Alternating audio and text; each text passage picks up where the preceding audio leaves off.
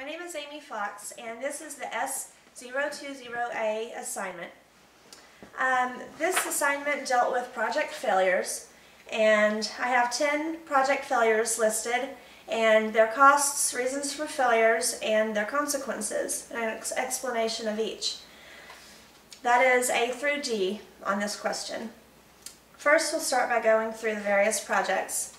There's Budget Rent-A-Car. In 1992, they tried to come up with a travel reservation system. The cost of this project was $165 million.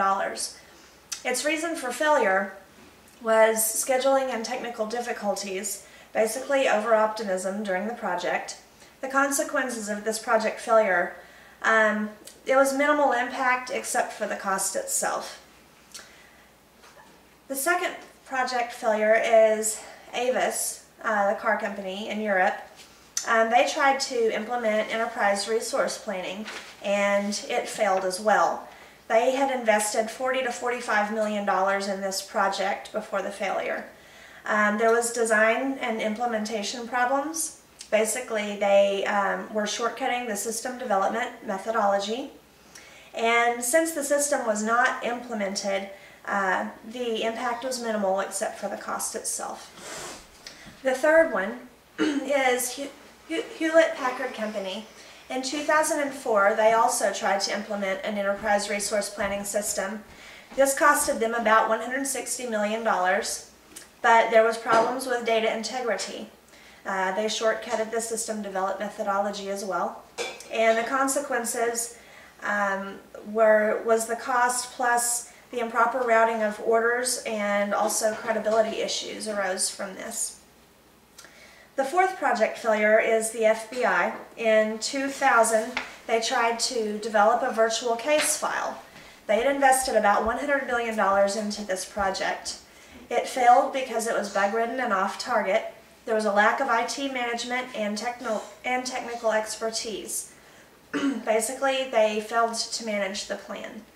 The consequences, it was the cost, plus it was the most highly publicized software failure in history. Number 5, this is Pepsi, and it's from 1992, but they tried to put on a promotion, and this cost, basically it was equivalent to $42 million. They didn't end up paying that much out, but that's what the projected cost would have been if they would have had to have paid out all of the winning soda caps. Basically, there was a software error misprint, probably shortcutting in the system development methodology. They ended up losing the costs of this failure, plus various lawsuits that were brought against them from people who claimed that they had won and deserved the money. The Department of Defense is our next project failure. In 2002, they tried to develop a personal management key solution. This costed them $70 million, and it failed for technical errors, once again shortcutting the system development methodology. The consequences for this failure was the cost plus the man-hours of sorting through over 60,000 records to figure out the employee leave time. Number 7, AT&T Wireless. In 2004, they tried to develop a customer relations management upgrade. This cost was about $100 million. The reason for failure? There was a system crash during the upgrade. Project staff morale was down because of rumors of future layoffs and outsourcing. And this was caused the failure was caused by over-optimism. The consequences, the cost of the lost revenues, plus the reputation was hurt, driving away customers. The 8th project failure is the Sydney Watercorps in Australia. This was in 2002. They tried to develop an automated customer information and billing system. They had invested $33.2 million into this project. It failed because of inadequate planning and specifications, once again shortcutting the system development methodology. The consequences were the cost plus the delays in service to the customers. Number 9 is the Irish Health Service. In 2005, they tried to implement a personnel, payroll, and related systems project. The cost of this project was $180 million. The reason for failure was payroll errors, also shortcutting system development methodology. The consequences of this failure was the cost plus the opposition from public and Parliament.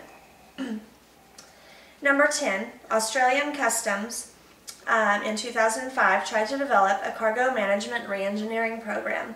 This costed them $200 to $250 million. The reason for failure was usability problems. This project did not perform well. Also shortcutting system development methodology. The consequences of this project failure was near paralysis of Australia's ports and the cost of the money they had invested into this project. The next few things I'll cover are E through G of this question. The most common cause of failure for all of these projects was taking shortcuts through or around the system development methodology process. Technical errors seem to be the most common cause of failure. This is most likely caused from shortcutting the processes needed to design a solid system. F. I believe that over half the projects could have survived if there would have been more thorough testing before implementation and precise following of the development system methodology. G. Future designers can learn from this, from all of these projects. They can learn that they shouldn't get in a hurry. Massive projects like these take lots of time. They need to allow plenty of time for not only the design but also the testing for the project. You should never underestimate the process required to design a good working system. Thank you.